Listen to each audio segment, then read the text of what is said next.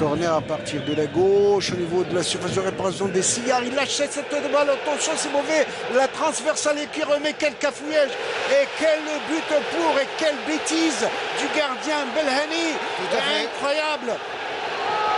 Avec le numéro 10 Belkacmi côté mob qui va profiter de cette maladresse du gardien mobiste Belhani qui a sauvé son équipe tout à l'heure et qui malheureusement a fait cette appréciation pour lâcher cette balle et qui permet au mob d'ouvrir le score alors que l'on joue la 23e minute de jeu. Oui, tout à fait. Je pense que quelque part, cette équipe du mob a été récompensée après le pénalty raté. Maintenant, elle obtient un but grâce à un corner venu de côté droit. C'est bien ce que fait le Mobedjaya. Le match est relancé, le match est bien parti. Et le football est parfois cruel. Je ne veux pas être à la place de Belhani qui a été le début de match le sauveur de cette équipe de la JSMV sur ce penalty qu'il a repoussé. On revoit cette action, vous voyez, il lâche cette balle. Reprise une première fois sur la transversale, il s'en sort un cafouillage et des défenseurs de la JSMB quelque peu passifs. Passif, trop passif même, et je pense que sur cette action, Belhani a été très confiant. Il pouvait ne pas garder le ballon, le boxer.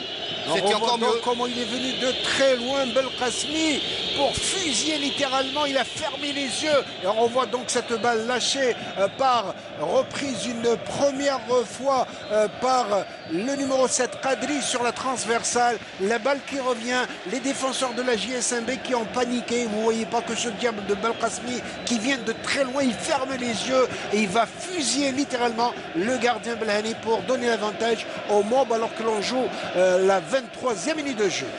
Et dans cette zone de jeu, c'est bien joué, enfin il l'a vu carrément, mais trop de profondeur, mais balle récupérée, c'était bien vu. Il va s'entrer, attention, ça va être le deuxième but. Et c'est le deuxième but, je le disais.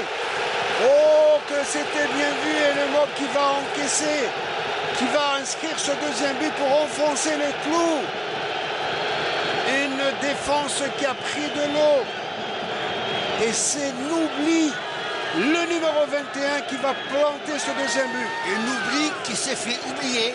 Il s'est fait oublier, mais il n'a pas oublié. Mais c'est vrai, Mohamed, quand Bouchrit avait le ballon, je vous avais dit qu'il allait jouer vers le côté droit. Il a un peu tardé, mais il l'a fait. Ça a provoqué deuxième but.